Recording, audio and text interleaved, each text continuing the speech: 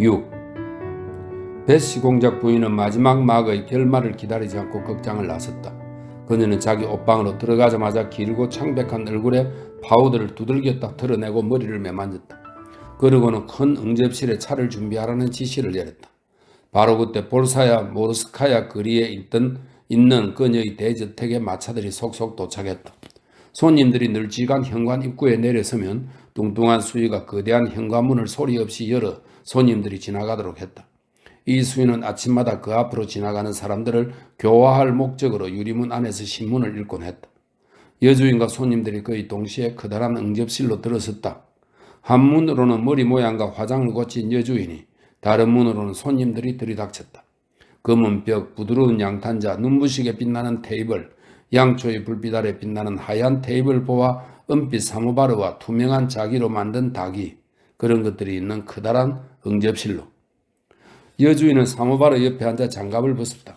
손님들은 조심스럽게 움직이는 하인들의 도움으로 의자를 옮기며 둘로 나뉘어 자리를 잡았다. 한 무리는 사모바르 옆에 있는 여주인 주위에, 한 무리는 맞은편 끝에 있는 대사부인의 주위에 모였다. 대사부인은 검고 뚜렷한 눈썹에 검은 벨벳 드레스를 입고 있었다. 늘 그렇듯 인사를 주고받고 차를 돌리는 처음 한동안 양쪽의 대화는 마치 어디에 머물러야 좋을지 찾기라도 하는 듯 갈팡질팡했다. 그녀는 매우 뛰어난 배우더군요. 아마도 카올바우를 연구한 것 같습니다.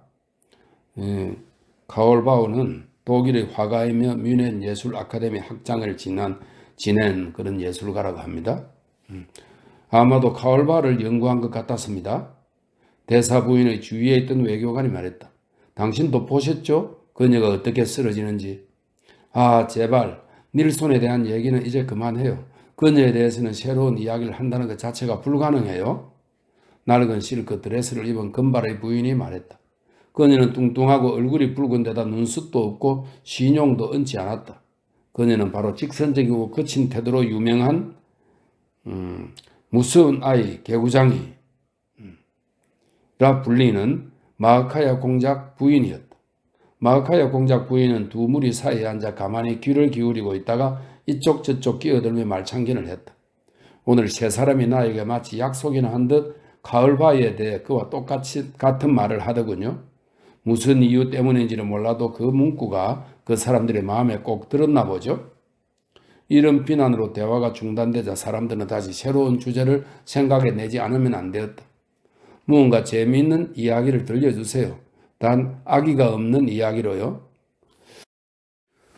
영어로 스몰 토크라고 하는, 이 스몰 토크는 사교 모임에서 사람들이 사소한 일에 대해 나누는 정중한 대화를 말합니다. 영어로 스몰 토크라고 하는 우아한 대화의 대가인 대사 부인이 외교관을 돌아보며 말했다. 하지만 그 역시 지금 무슨 이야기를 꺼내야 할지 몰랐다. 사람들은 그것이 매우 어려운 일이라고 합니다. 흔히 악이 있는 이야기만이 재미있다고들 하죠. 그가 미소를 지으며 말을 꺼냈다. 하지만 한번 시도는 해보겠습니다. 주제를 주십시오. 문제는 전적으로 테마에 달려 있으니까요. 일단 주제가 주어지면 이야기를 엮어가는 것이 훨씬 쉬워집니다. 나는 종종 생각해 봅니다. 지난 세기의 뛰어난 이야기꾼들도 이제는 재치있게 이야기를 하기가 어렵다는 것을 발견했을 거라고 말입니다. 다들 재간을 부린 말에 너무 실증을 내니까요. 오래전에 들은 이야기네요. 대사부인의 웃음뜻 얼굴로 그의 말을 가로막았다. 대화는 멋있게 시작되었지만 오히려 지나치게 멋있었기 때문에 다시 막히고 말았다. 그는 절대로 배신하지 않는 확실한 수단, 즉 독설에 의지할 수밖에 없었다. 투시케비치에서 어딘지 모르게 루이 15세 같은 분위기가 나지 않습니까? 그는 테이블 옆에 서 있는 잘생긴 금발 청년을 눈으로 가리키며 말했다. 어머, 그러네요. 저분과 이 응접실은 취향이 같은 것 같아요. 그래서 저분이 이곳에 그처럼 자주 오시는군요. 이 화제는 사람들의 지지를 받았다. 왜냐하면 그것은 이 응접실에서 해서는 안 될 이야기, 즉 투시게비치와 여주인의 관계를 암시했기 때문이다. 한편 사모바르와 여주인 주위에 모인 사람들의 대화도 피해갈 수 없는 세 가지 주제에서 한동안 갈팡질팡했다. 최근의 사회 소식, 연극, 지인들에 대한 험담을 오가던 대화는 역시 마지막 주제, 즉 독설에 이르자 거기에 완전히 정착하였다. 들으셨어요? 말치셰바가 아니, 딸 말고 그 어머니가 자극적이고 야한 느낌의 이 장밋빛으로 옷을 집어 입었대요. 그럴 리가. 아니요, 멋지네요. 놀랐어요. 우둔한 사람도 아니고 그 정도 상식을 갖춘 사람이 자기가 얼마나 우스워 보이는지 어떻게 모를 수가 있죠. 모두들 불행한 말치시아바를 헐뜯고 조롱할 만한 이야기거리를 갖고 있었기에 사람들은 타오르기 시작한 모닥불처럼 유쾌하게 제잘거리며 대화를 이어나갔다. 베시 공작 부인의 남편은 판화 수집에 열광하는 선량한 뚱보였다. 그는 아내의 손님들이 와 있다는 걸 알고 클럽에 가기 전 응접실에 들렀다. 그는 부드러운 양탄자를 밟으며 마흐카야 공작 부인에게 소리 없이 다가갔다. 닐손이 마음에 들던가요, 공작 부인? 그가 말했다. 어머, 어쩜 그렇게 몰래 올 수 있죠? 깜짝 놀랐잖아요. 그녀가 대답했다. 제발 내게 오페라 얘기는 하지 마세요. 어차피 당신은 음악에 대해서는 아무것도 모르잖아요. 차라리 내 수준을 당신 수준으로 끌어내려 마이올리카 도자기와 이 마이올리카 도자기는 15세기경에 이탈리아에서 발달하여 유럽 전역으로 퍼진 도자기입니다. 마이올리카 도자기와 파나에 대해 이야기하는 편이 낫겠어요. 참, 최근엔 벼룩시장에서 어떤 보물을 사왔나요? 당신이 원한다면 보여드리지요. 하지만 당신은 볼 줄도 모르지 않습니까? 보여줘요. 난 그 사람들 이름이 뭐더라? 아무튼 은행가들에게 배웠어요. 그 사람들 집에 멋진 판화들이 있거든요. 그 집 사람들이 우리에게 판화를 보여주었어요. 혹시 슈츠부르크시 댁에 갔나요? 사모바르 쪽에서 여주인이 물었다. 네, 그 집에서 우리 부부를 만찬에 초대했어요. 그 만찬에 나온 소스의 값이 1000루블이라고 하더군요. 마카야 공작은 다들 그녀의 이야기에 귀를 기울이고 있다는 걸 알아채고 큰 소리로 떠들었다. 너무나 혐오스러운 소스였어요. 어쩐지 녹색을 띈 것 같더군요. 이번엔 우리가 그 집 부부를 초대해야 했죠. 난 85코페이카로 소스를 만들었는데 다들 무척 마음에 들어 했어요. 난 1000루블짜리 소스를 만들 수는 없었어요. 특이한 여자군요. 대사 부인이 말했다. 놀라워요. 누군가 이렇게 말했다. 마카야 공작 부인의 말이 일으키는 효과는 언제나 동일했다. 그녀가 일으키는 효과의 비결은 지금처럼 꼭 적절하지는 않아도 단순하면서 의미 있는 이야기를 한다는 것이었다. 그녀가 생활하는 사회에서는 그런 말이 대단히 재치 있는 농담과 마찬가지 효과를 자아냈다. 마카야 공작 부인은 그런 말이 어째서 그런 효과를 불러일으키는지 이해할 수 없었지만 어쨌든 대단한 효과를 불러일으킨다는 것만은 분명히 알고 있었기에 그런 이야기를 이용하곤 했다. 마카야 공작 부인이 이야기하는 동안 모두 그녀의 말을 듣느라 대사 부인의 주위에서는 대화가 중단됐다. 그래서 여주인은 모임을 하나로 합치려고 대사 부인에게 말을 건넸다. 그쪽은 전혀 차를 안 마시는군요. 다들 이쪽으로 오시는 게 어때요? 아니에요. 우리는 여기 있는 게 너무 좋아요. 대사 부인은 미소를 지으며 이렇게 말하고 조금 전 하던 이야기를 계속했다. 대화는 매우 유쾌했다. 사람들은 카레닌 부부를 비난하고 있었다. 안나가 모스크바에 다녀온 뒤로 많이 변했어요. 무언가 이상하다니까요. 안나의 친구가 말했다. 가장 큰 변화는 알렉세이 브론스키라는 그림자를 달고 왔다는 것이죠. 대사 부인이 말했다. 그게 어땠어요? 그림 동화에 그런 이야기도 있잖아요. 그림자가 없는 사나이, 그림자를 잃은 사나이 말이에요. 사나이가 그림자를 잃은 건 무언가 잘못을 저질러 벌을 받았기 때문이죠. 난 그가 무엇 때문에 그런 벌을 받았는지 도저히 모르겠어요. 하지만 여자들에게는 그림자가 없다는 것이 유쾌한 일은 아닐 거예요. 맞아요. 하지만 그림자를 달고 다니는 여자들은 대개 추한 종말을 맞이하기 마련이죠. 안나의 친구가 말했다. 쓸데없는 말을 하지 말아요. 마카야 공작 부인이 그녀의 말을 듣다가 불쑥 이렇게 말했다. 까레리나는 훌륭한 여자예요. 난 그녀의 남편은 좋아하지 않지만 그녀는 정말 좋아해요. 왜 당신은 그녀의 남편을 싫어하죠? 그는 대단히 훌륭한 분이에요. 대사 부인이 말했다. 남편이 그러더군요. 그만한 정치인은 유럽에서도 찾아보기 힘들다고요. 내 남편도 그렇게 말해요. 하지만 난 그 말을 믿지 않아요. 마카야 공작 부인이 말했다. 만약 우리의 남편들이 그런 말을 하지 않았더라면 우리는 있는 그대로를 보았을 거예요. 내 생각에 알렉산드로 비치는 그저 바보일 뿐이에요. 큰 소리로 얘기할 수는 없지만 어때요? 모든 게 분명해지지 않나요? 예전에 사람들이 그가 얼마나 뛰어난 사람들이 알라고 하기에 난 열심히 그의 훌륭한 점을 찾으려 노력했어요. 하지만 그의 훌륭한 점을 찾지 못하고 결국 내가 바보라는 생각을 하게 되었죠. 그런데 내가 작은 목소리로 그 사람은 바보야 라고 했더니 모든 것이 너무나 분명해지는 거예요. 그렇지 않나요? 오늘은 도끼가 가득하군요. 전혀 그렇지 않아요. 달리 표현할 말이 없어서 그래요. 우리 둘 중에 한 명은 바보예요. 그런데 당신도 알다시피 사람은 절대로 자신을 바보라고 하지 않죠. 아무도 자기의 재산에는 만족하지 않지만 누구나 자신의 지혜에는 만족하네. 외교관의 프랑스 시를 읊었다. 그래요. 바로 그거예요. 마하카야 공작 부인이 재빨리 그를 돌아보았다. 하지만 문제는 내가 당신들에게 안나를 내주지 않는다는 거예요. 그녀는 대단히 훌륭하고 사랑스러운 여자예요. 다들 그녀에게 푹 빠져 그림자처럼 그녀들을 졸졸 따라다닌다 해도 그녀가 어떻게 할 수 있겠어요? 나도 비난할 생각은 없었어요. 안나의 친구가 변명했다.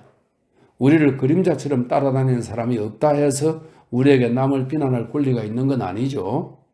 이렇게 안나의 친구를 적당히 다룬 뒤 마하카야 공작 부인은 자리에서 일어나 대사 부인과 함께 다른 테이블로 갔다. 그곳에서는 프로이센 왕에 대해 이야기를 나누고 있었다. 당신들은 그곳에서 무슨 험담을 하셨나요? 베시가 물었다. 카레닌 부부에 대해서요. 공작 부인이 알렉산드로비치의 성격을 분석했어요.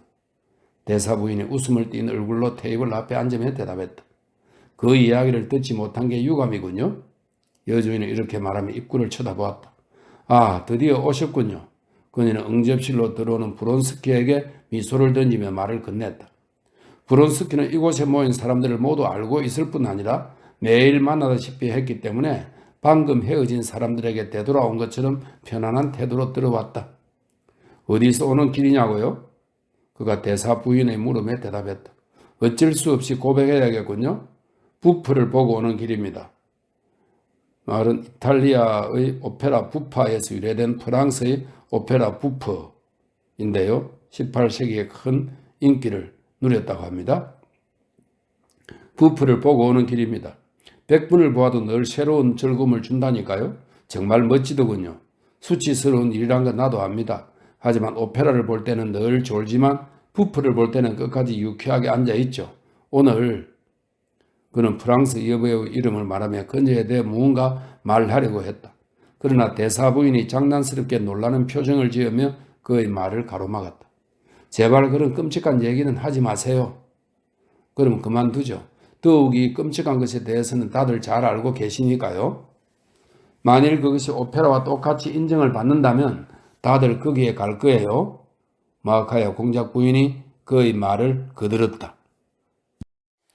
7. 입구 쪽에서 발소리가 들렸다. 베시 공작 부인은 까레리나가 왔음을 알고 브론스키를 쳐다보았다. 그는 문을 바라보았다. 그런데 그의 얼굴에 이상 야릇한 새로운 표정이 떠올랐다. 그는 안으로 들어온 안나를 기쁨에 기어 뚫어지게 바라보면서도 겁먹은 듯한 표정을 지었다. 그는 천천히 자리에서 일어났다. 응접실로 안나가 들어왔다. 늘 그렇듯이 몸을 꼿꼿이 세우고 시선을 똑바로 한 채 사교계의 다른 여자들과는 달리 의연하면서도 빠르고 경쾌한 걸음으로 몇 발짝 걸어와 여주인의 손을 잡고 미소를 지었다. 그러고는 미소 띤 얼굴 그대로 브론스키를 돌아보았다. 브론스키는 허리를 깊숙이 숙이고 그녀를 위해 의자를 옮겨주었다. 그녀는 그저 고개를 끄덕이는 것으로 담례하고는 얼굴을 붉히며 눈살을 찌푸렸다. 그러나 곧 아는 사람들에게 재빨리 인사를 하고 그들이 내민 손을 잡으며 여주인에게 말을 건넸다. 리디아 백작 부인 댁에 있다 왔어요. 좀 더 일찍 오려고 했는데 그만 오래 있고 말았네요. 마침 조은경이 오셨더군요. 대단히 재밌는 분이었어요. 아, 그 선교사요? 네, 그분이 인도 생활에 대해 아주 재미있게 이야기를 들려주었어요. 안나의 도착으로 중단된 대화는 꺼져가는 램프의 불꽃처럼 다시 비틀거리기 시작했다. 조은경, 그래 조은경, 그 사람을 본 적이 있어요. 그는 말을 참 잘해요. 블라시에바는 그에게 완전히 반했어요. 그런데 블라시에바 여동생이 토포프와 결혼한다는 게 사실인가요? 네, 그렇게 하기로 결정했다더군요. 난 그 부모에게 놀랐어요. 사람들의 말로는 열애 끝에 하는 결혼이라면서요? 열애요? 당신은 어떻게 그런 구시대적인 생각을 갖고 있나요? 요즘도 열애에 대해 말하는 사람이 있나요? 대사 부인이 말했다. 어쩝니까? 그런 어리석은 구시대적 방식이 아직도 사라지지 않는데요. 브론스키가 말했다. 그런 방식을 고수하는 사람들을 위해서도 좋지 않아요. 내가 알기로 오직 이성에 따른 결혼만이 행복할 수 있어요. 그래요. 하지만 그 대신 이성에 따른 결혼의 행복도 종종 먼지처럼 흩어지곤 하지 않습니까? 인정받지 못한 그 열정의 출현 탓에 말입니다. 브론스키가 말했다. 하지만 우리는 서로 방종한 시기를 보낸 이후를 이성에 따른 결혼이라고 부르죠. 그것은 한 번은 반드시 거쳐야 하는 홍역과도 같은 거예요. 그렇다면 천연두 접종처럼 사랑을 예방하는 인공 백신도 발견해야겠군요. 난 젊은 시절 학업 수도사에게 반한 적이 있어요. 마카야 공작 부인이 말했다. 그 일이 내게 무슨 도움이 됐는지 모르겠네요. 아니요, 농담이 아니고요. 난 사랑을 알려면 실수를 저지르고 그것을 고쳐 나가야 한다고 생각해요. 베시 공작이 말했다. 결혼한 후에도요? 대사 부인이 장난스럽게 말했다. 후회하기에 너무 늦은 때는 없다. 외교관의 영국 속담을 인용했다. 바로 그거예요. 베시가 그의 말을 거들었다. 실수를 하고 바로 잡아야만 해요. 당신은 어떻게 생각해요? 그녀는 안나를 돌아봤다. 안나는 보일 듯 말 듯한 딱딱한 미소를 지으며 말없이 이 대화를 듣고 있었다. 내 생각에는 안나는 벗어놓은 장갑을 만지작거리며 말했다. 내 생각에는 사람의 머릿수만큼 그 생각도 가지각색이라면 사람 마음의 수만큼 사랑의 종류도 다양할 것 같아요.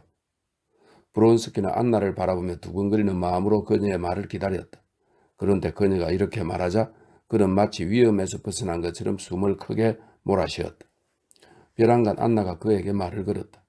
모스크바에서 편지가 왔어요. 키티 체레바츠카야가 몹시 아프다고 하네요. 정말입니까? 브론스키는 얼굴을 찌푸리며 말했다. 안나는 엄한 표정으로 그를 바라보았다. 당신은 이 소식에 관심이 없나 보군요. 오히려 반대입니다. 편지에 뭐라고 쓰여 있는지 물어봐도 되겠습니까? 그가 물었다. 안나는 자리에서 일어나 베시에게 다가갔다. 차 한잔 주시겠어요? 안나는 베시의 의자 뒤에 서서 말했다. 베시 공작 부인이 그녀에게 차를 따라주는 동안 브론스키가 안나에게 다가갔다. 뭐라고 쓰여 있던가요? 그가 되물었다. 난 종종 이런 생각을 한답니다. 남자들은 고결함이 뭔지도 모르면서 항상 그 말을 입에 담는구나 하고요. 안나가 그의 질문에는 대답도 않고 이렇게 말했다. 난 오래전부터 당신에게 말하고 싶었어요. 그녀는 이렇게 덧붙이고 몇 발짝 걸음을 떼어 사진첩에 놓인 구석 테이블 앞에 앉았다. 난 당신이 무슨 뜻으로 그런 말을 하는지 전혀 모르겠습니다. 그는 그녀에게 찻잔을 건네주며 말했다. 그녀가 주위의 소파에 시선을 던지자 그는 즉시 그 자리에 앉았다. 그래요. 당신에게 꼭 말하고 싶었어요. 그녀는 그를 외면하며 말했다. 당신의 행동은 나빴어요. 그것도 아주 나빴어요. 내 행동이 옳지 않았다는 걸 내가 모르는 줄 아십니까? 하지만 내가 그렇게 행동한 게 누구 때문인데요? 왜 내게 그런 말을 하죠? 그녀가 그를 쏘아보며 말했다. 왜 그런지는 당신도 아실 텐데요. 그는 그녀의 시선을 똑바로 마주보며 대담하게 그리고 기쁜 듯이 말했다. 당황한 건 그가 아니라 오히려 그녀였다. 그건 당신에게 마음이 없다는 것을 증명할 뿐이에요. 그녀가 말했다. 하지만 그녀의 눈빛은 이렇게 말하고 있었다. 그에게 마음이 있다는 것을 알고 있다고. 그래서 그가 두렵다고. 지금 당신이 말한 그 일은 나의 실수였습니다. 사랑이 아니었습니다. 기억하실 텐데요. 내가 당신에게 그 추한 말을 입에 담지 못하게 금지시킨 것을요. 안나는 몸을 떨며 말했다. 하지만 그 순간 그녀는 금지시켰다는 이 한마디 말로 자신에게 그에 대한 모종의 권리가 있음을 인정했다는 것. 바로 그 때문에 자신이 그에게 사랑을 고백하도록 부추겼다는 것을 깨달았다. 난 오래전부터 당신에게 이 말을 하고 싶었어요. 그녀는 그의 눈을 똑바로 쳐다보며 계속해서 말했다. 그러자 그녀의 얼굴을 달아오르게 된 홍조가 더욱 붉어졌다. 난 오늘 당신을 만날 줄 알고 일부러 이곳에 왔어요. 내가 온 건 당신에게 이런 일을 끝내야 한다고 말하기 위해서예요. 난 지금까지 누구 앞에서도 얼굴을 붉힌 적이 없는데 당신은 나에게 어떤 죄의식을 느끼게 해요? 그는 그녀를 바라보다가 그녀의 얼굴에 떠오른 새로운 정신적 아름다움에 뭔가 깊은 감명을 받았다. 당신이 내게 원하는 게 뭡니까? 그는 솔직하고도 진지하게 말했다. 내가 원하는 건 당신이 모스크바에 가서 키티에게 용서를 구하는 거예요. 그녀가 이렇게 말한 순간 그녀의 눈동자에서 작은 불꽃이 깜빡거렸다.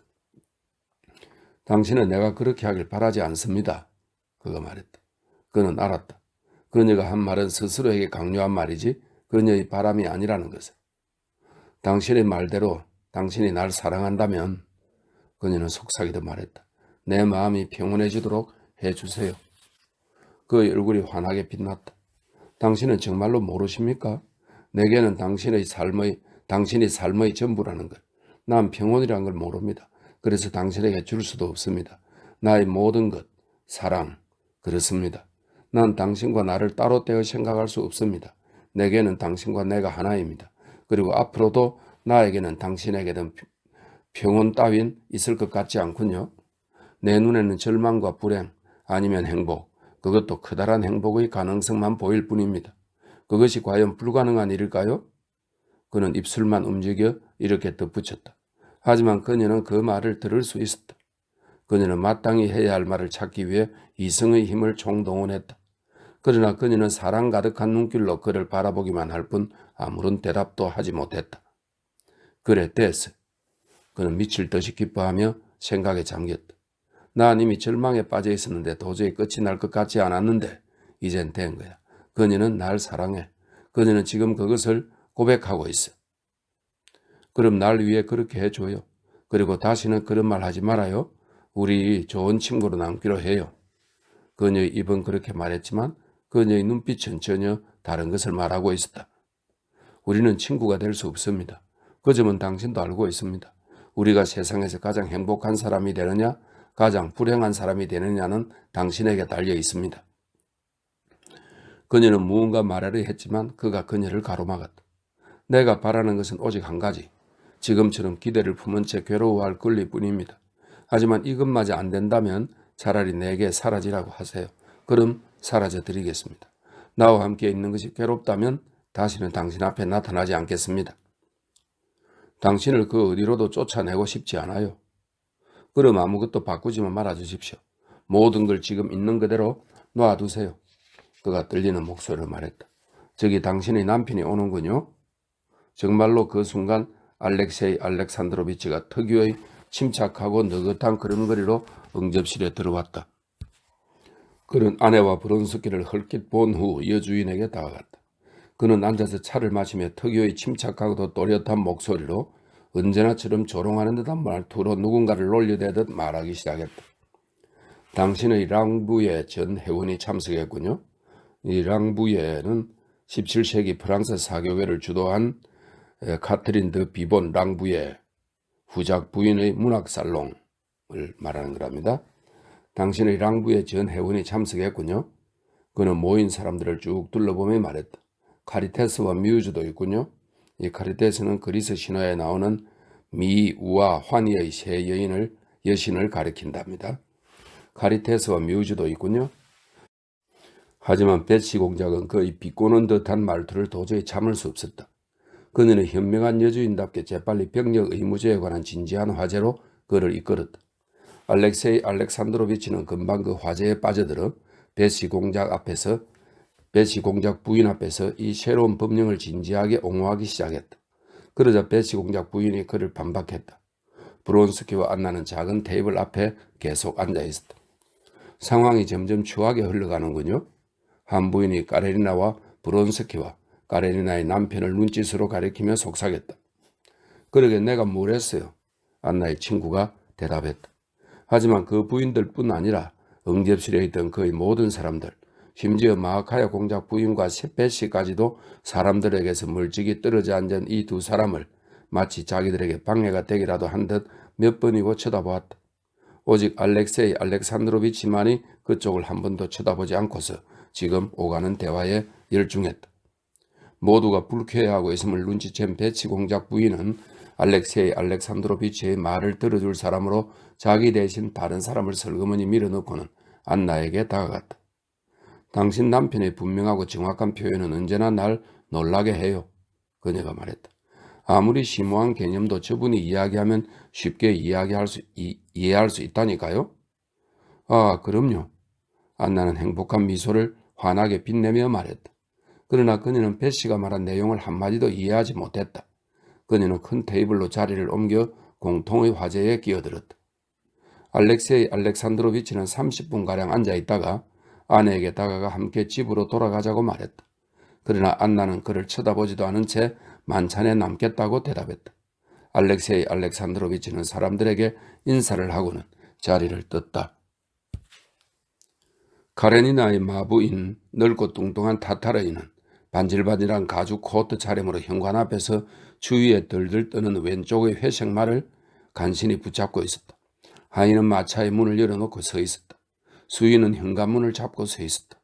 안나 아르카지예브나는 자그맣고 민첩한 손으로 모피 코트의 호크에 걸린 소매의 레이스를 풀면서 고개를 숙인 채 그녀를 배웅하는 브론스키의 말을 기쁨에 겨워 듣고 있었다.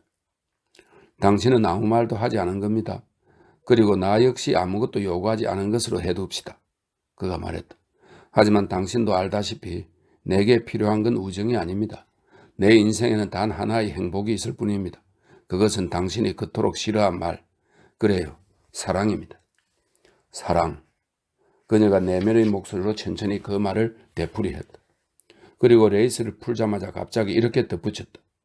내가 그 말을 싫어하는 건 그 말이 내게 너무나도 많은 것을 의미하기 때문이에요. 당신이 생각하는 것보다 훨씬 더 많은. 그녀는 그의 얼굴을 쳐다보았다. 다음에 봐요. 그녀는 손을 내밀고 재빠르고 경쾌한 걸음으로 수위 옆을 지나 마차 안으로 사라졌다. 그녀의 시선과 손의 감촉이 그를 달아오르게 했다. 그는 자기 손바닥을 펼쳐 그녀의 손이 닿은 자리에 입을 맞추었다. 그리고 지난 2달보다 오늘 밤에야말로 그의 목적을 달성하는 데 훨씬 더 근접했다는 생각을 하며 행복한 기분으로 집으로 가는 마차에 올랐다. 8. 알렉세이 알렉산드로비치는 그의 아내가 브론스키와 따로 함께 떨어진 테이블에 앉아 생기 넘친 모습으로 이야기를 나누었다고 해서 그 속에 무언가 특별하고 부적절한 것이 있다고는 생각하지 않았다. 그러나 그는 응접실에 있던 다른 사람들에게 이 모습이 무언가 특별하고 부적절한 것으로 보인다는 것을 알아챘다. 그러자 그에게도 두 사람의 모습이 부적절하게 보였다. 그는 아내에게 이 일에 대해 한마디 해야겠다고 생각했다. 집으로 돌아온 알렉세이 알렉산드로비치는 평소처럼 서재의 안락의자에 앉아 법왕 신성설에 관한 책을 집어들고는 페이프 나이프를 꽂아놓은 부분을 평소처럼 1시까지 읽었다. 이따금 그는 툭 튀어나온 이마를 문지르다 마치 어떤 생각을 몰아내려는 듯 머리를 흔들곤 했다. 시간이 되자 그는 자리에서 일어나 잘 준비를 했다. 안나 아르카지예브나는 아직 귀가 전이었다. 그는 겨드랑이에 책을 끼고 2층으로 올라갔다. 그러나 오늘 밤에는 평소처럼 직무에 대한 생각 대신 아내와 그녀에게 일어난 불쾌한 무언가가 그의 머리를 꽉 채웠다. 그는 평소 습관과 달리 침대에 눕지 않고 뒷짐을 진 채 앞뒤로 왔다 갔다 했다. 자리에 누울 수가 없었다. 그는 새롭게 출현한 상황에 대해 곰곰이 생각해 보는 것이 우선이라 느꼈다. 알렉세이 알렉산드로비치가 아내와 이야기를 해봐야겠다고 다짐할 때만 해도 그에게는 이 문제가 매우 가볍고 단순한 것으로 보였다. 하지만 새롭게 발생한 이 상황을 곰곰이 생각하자 이제는 그것이 대단히 복잡하고 곤란한 문제로 여겨졌다. 알렉세이 알렉산드로비치는 질투가 많은 편이 아니었다. 그의 소신에 따르면 질투는 아내를 모욕하는 행위였다. 그는 아내에 대한 신뢰를 가져야 한다고 믿었다. 어째서 신뢰를 가져야 하는지, 즉 어째서 그의 젊은 아내가 늘 자기를 사랑하리라는 절대적인 신뢰를 가져야 하는지 그는 한 번도 의문을 품은 적이 없었다. 그는 불신을 경험한 적이 없었다. 왜냐하면 아내에 대한 믿음을 갖고 있었고 또 그래야만 한다고 스스로에게 다짐했기 때문이다. 지금도 질투란 수치스러운 감정이고 아내를 믿어야 한다는 신념에는 변함이 없었지만 그는 자신이 비논리적이고 납득할 수 없는 무언가에 직면했음을 느끼고 어찌할 바를 몰랐다. 알렉세이 알렉산드로비치는 인생과 대면한 것이다. 그의 아내가 그가 아닌 다른 누군가를 사랑할 수도 있다는 사실과 맞닥뜨린 것이다. 그에겐 이런 것이 무의미하고 이해할 수 없는 것으로 보였다. 왜냐하면 이것이 삶 자체였기 때문이다. 알렉세이 알렉산드로비치는 삶의 반영을 다루는 공무 분야에서 전 생애를 보냈다. 그래서 그는 삶 자체와 부딪힐 때마다 매번 그것을 회피했다. 이제 그는 낭떠러지 위에 놓인 다리를 침착하게 걸어가는 사람이 문득 그 다리는 허물어졌고 그 아래에 깊은 바다가 있다는 것을 알게 되었을 때 느껴 섬찟한 그런 감정을 맛보고 있었다. 이 심해는 삶 자체였으며 다리는 알렉세이 알렉산드로비치가 살아온 인공적인 삶이었다. 그의 아내가 다른 누군가를 사랑할 수도 있다는 생각이 처음으로 그의 뇌리를 스쳤다. 그는 이러한 의혹 앞에서 전율했다. 그는 옷을 벗지도 않은 제 램프 하나만 켜진 식당에 들어가 특유의 규칙적인 걸음걸이로 발소리가 울리는 세곡마루를 따라 왔다 갔다 하다가 어둠에 잠긴 응접실의 양탄자 위로 걸음을 옮겼다. 소파 위에는 최근에 그린 그의 커다란 초상화가 걸려 있었는데 빛이 그 위에만 비치고 있었다. 그는 안나의 방으로 갔다. 초 두 자루가 그녀의 육친과 친구들의 초상화, 책상 위에 놓인 오래전부터 낯익은 자질구레한 장식품들을 비추며 밝게 타오르고 있었다. 그는 안나의 방을 지나 침실 문 앞까지 갔다가 다시 발걸음을 돌렸다. 이런 순서로 한 바퀴씩 돌 때마다 그는 걸음을 멈추고 대개는 밝은 식당의 세곡마루에서 속으로 혼잣말을 했다. 그래, 어서 이 문제를 해결하고 막아야 한다. 이 문제에 대한 내 견해와 결심을 밝혀야 한다. 그리고 그는 뒤돌아섰다. 하지만 도대체 무슨 말을 한단 말인가? 어떤 결정을? 그는 응접실에서 혼잣말로 중얼거렸다.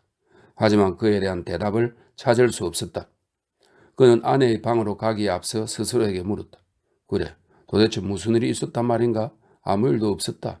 아내가 그와 오랫동안 이야기를 했다. 그래서 뭐가 어쨌단 말인가? 사교계의 여성은 다른 사람들과 얼마든지 이야기를 나눌 수 있지 않은가? 그리고 질투는 나 자신과 그녀를 부끄럽게 만드는 짓이다. 그는 그녀의 방으로 들어가면서 혼자 말을 했다. 하지만 전에는 그토록 무게감을 지니던 고찰이 지금은 아무런 무게감도 의미도 갖지 못했다.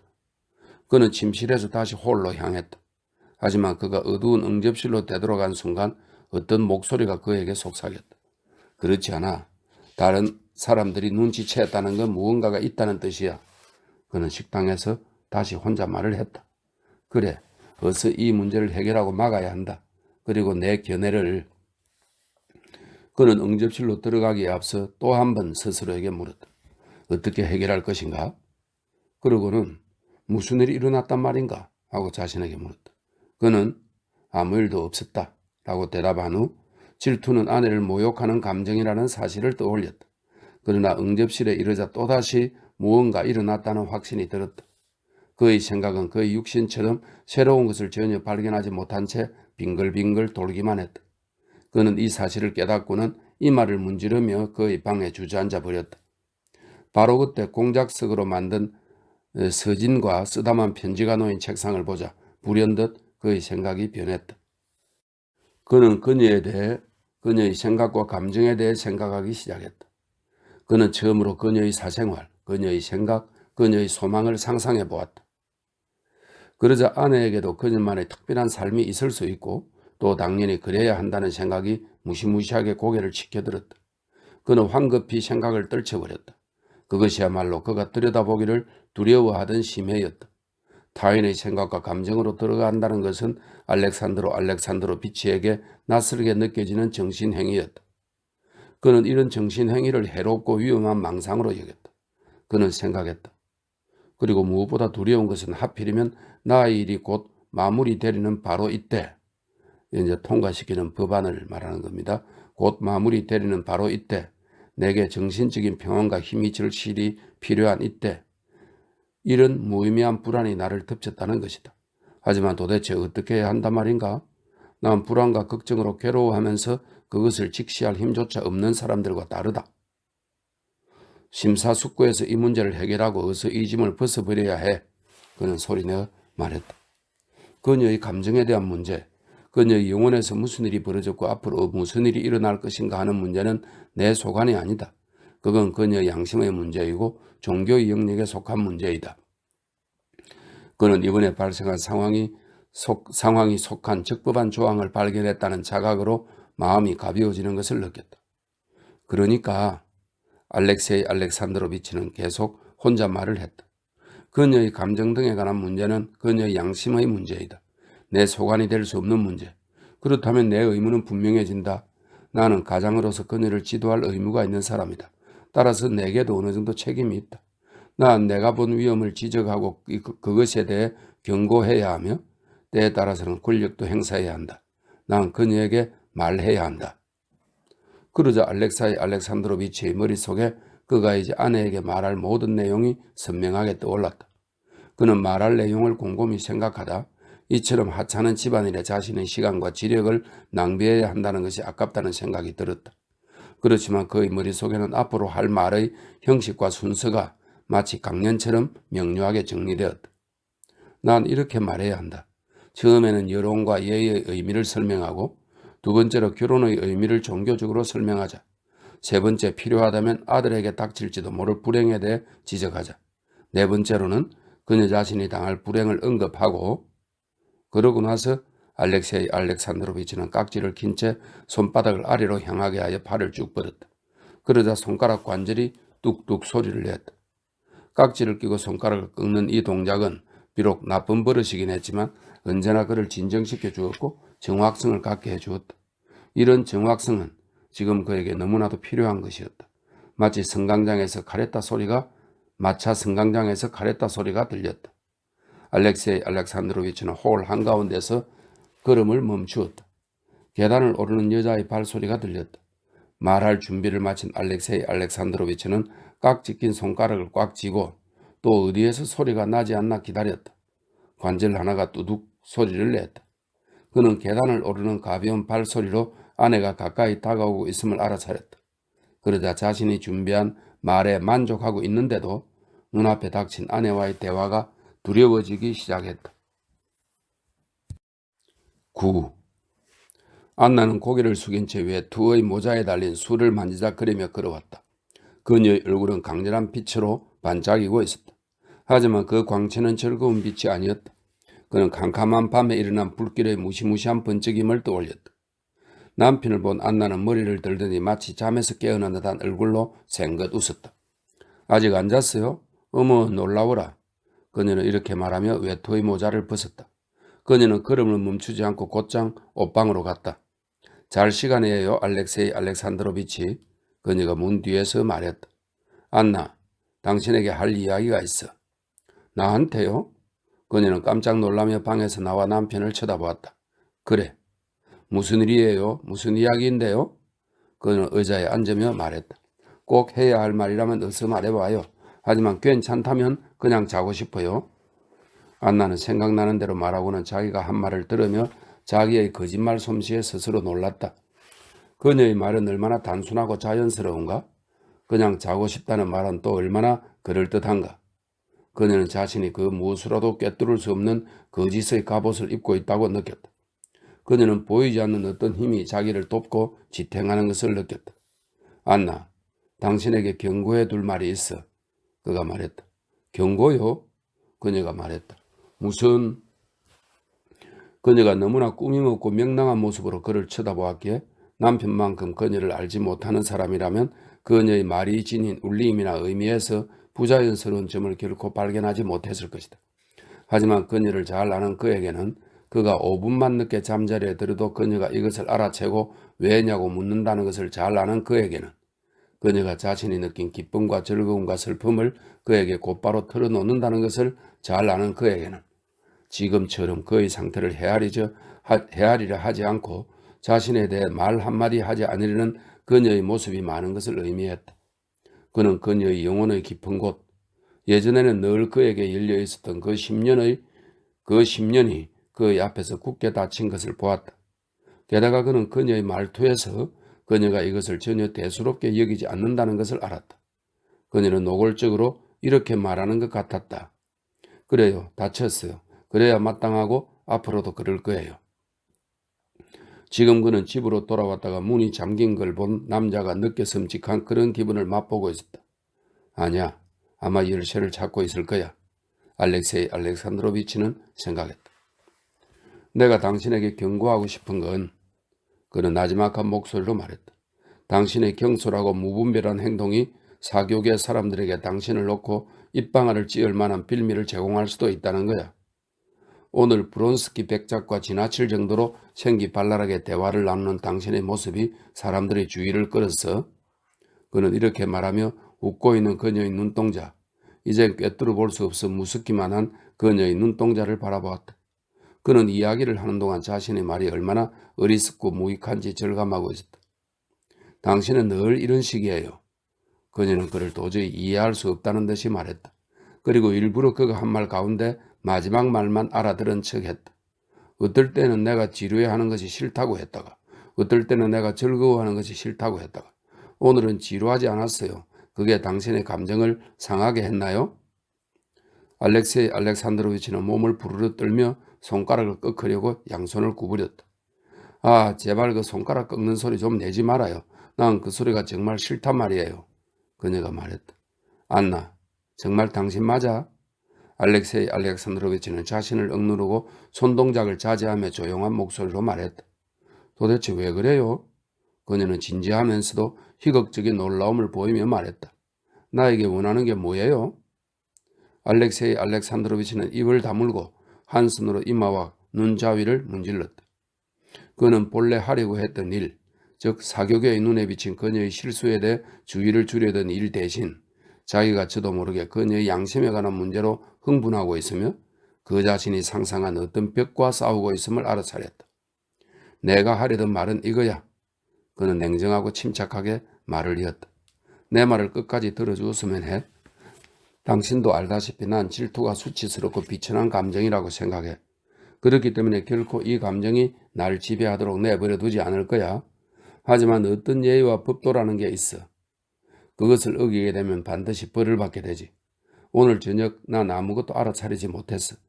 하지만 모임에 온 사람들의 인상을 보니 다들 당신의 행동이나 처신이 전혀 바람직하지 못하다고 여기는 모양이더군. 정말이지 이해가 안 돼요. 안나가 어깨를 으쓱했다. 저 사람은 일이 어떻게 되든 상관없는 거야.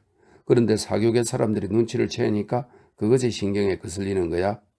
안나는 생각했다. 당신 오늘 몸이 안 좋은가 보네요. 알렉산드로비치. 그녀는 이렇게 덧붙이며 자리에서 일어나 방으로 가려 했다. 하지만 그가 그녀를 막아서리는 듯 앞으로 나섰다. 그는 보기 흉하고 음울한 표정을 짓고 있었다. 안나는 지금까지 그에게서 한 번도 그런 표정을 본 적이 없었다. 그녀는 걸음을 멈추고 머리를 한쪽으로 기울여 민첩한 손놀림으로 머리핀을 뽑기 시작했다. 좋아요. 무슨 얘기를 하든 듣겠어요. 그녀는 비아냥거리듯 침착하게 말했다. 그것도 아주 흥미롭게 들을게요. 나도 무슨 일인지 알고 싶으니까요. 그녀는 이렇게 말하면서 자신의 자연스럽고 침착하고 진실한 말투와 자신이 고른 의휘에 깜짝 놀랐다. 내게는 당신의 감정을 세세하게 간섭할 권리가 없어. 대체로 난 그런 행동이 무익할 뿐 아니라 해롭다고 생각해. 알렉세이 알렉산드로비치가 말을 꺼냈다. 자신의 마음속을 파고들다 보면 우리는 종종 그 속에서 자신도 미처 깨닫지 못하던 것을 발견하곤 하지. 당신과 감정, 그건 당신의 양심 문제야. 하지만 나에게는 당신 앞에서, 나 자신 앞에서, 하나님 앞에서 당신의 의무를 일깨워줄 의무가 있어. 우리의 삶은 하나로 결합되어 있어. 그리고 우리를 묶은 건 인간이 아니라 하나님이야. 이 결합을 파괴할 수 있는 건 오직 죄악뿐이지. 더욱이 이런 종류의 죄악은 무거운 벌을 초래해. 무슨 말인지 하나도 모르겠어요. 아, 하나님, 유감스럽지만 너무 졸리네요. 그녀는 이렇게 말하고는 한 손으로 재빨리 머리를 쓸어넘기면서 남아있는 머리핀을 찾았다. 안나, 제발 그런 식으로 말하지 마. 그가 온순하게 말했다. 내가 잘못 생각한 건지도 모르지. 하지만 믿어줘. 내가 이런 말을 하는 건 당신과 나 자신을 위해서야. 난 당신의 남편이고 당신을 사랑해. 순간 그녀는 고개를 숙였다. 그녀의 눈동자에서 일렁이던 조롱의 불꽃도 꺼졌다.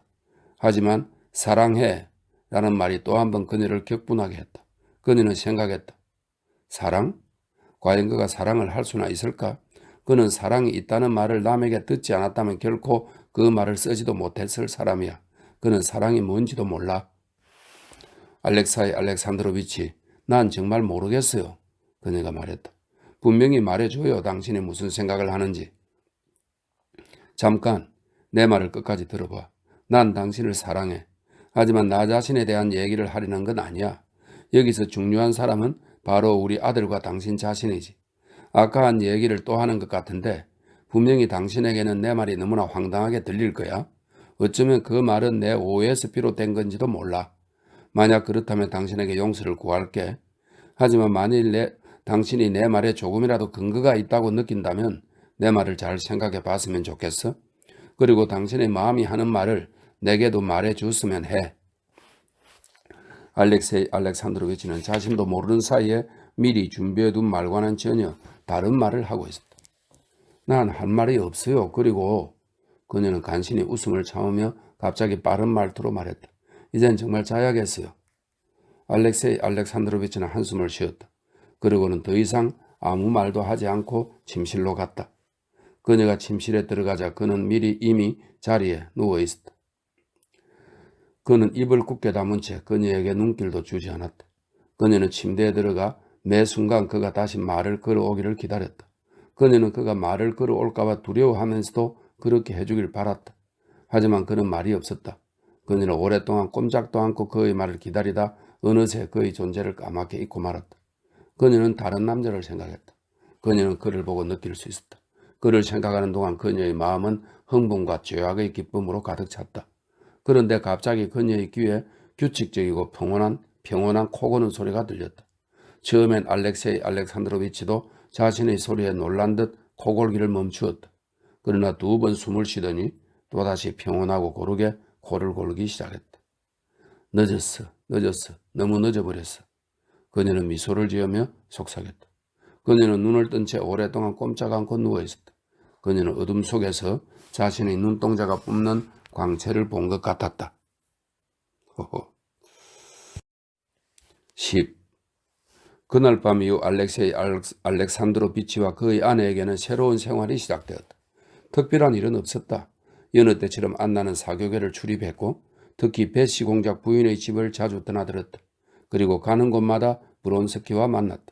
알렉세이 알렉산드로비치도 이 사실을 알았지만 어찌할 도리가 없었다.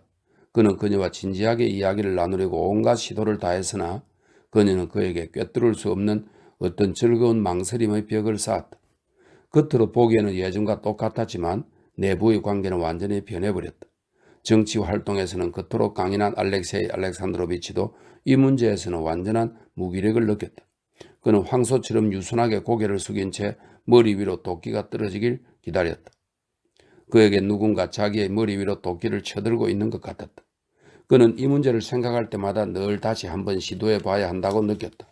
그리고 아직은 다정하고 부드러운 설득으로 그녀를 구하고 그녀를 정신 차리게 할 희망이 있다고 느꼈다. 그래서 그는 날마다 그녀와 이야기해보려고 애썼다. 하지만 그녀에게 이야기를 꺼낼 때마다 그는 그녀를 사로잡은 악과 거짓의 영이 자기마저 지배하고 있어서 자기가 원하는 말이나 말투와는 전혀 다른 식으로 말하게 되는 것을 느꼈다. 그는 무심결에 자신의 버릇대로 진지하게 말하려는 사람을 비웃는 듯한 말투로 그녀에게 말하곤 했다. 하지만 이런 말투로는 그녀에게 마땅히 해야 할 말을 하는 것이 불가능했다.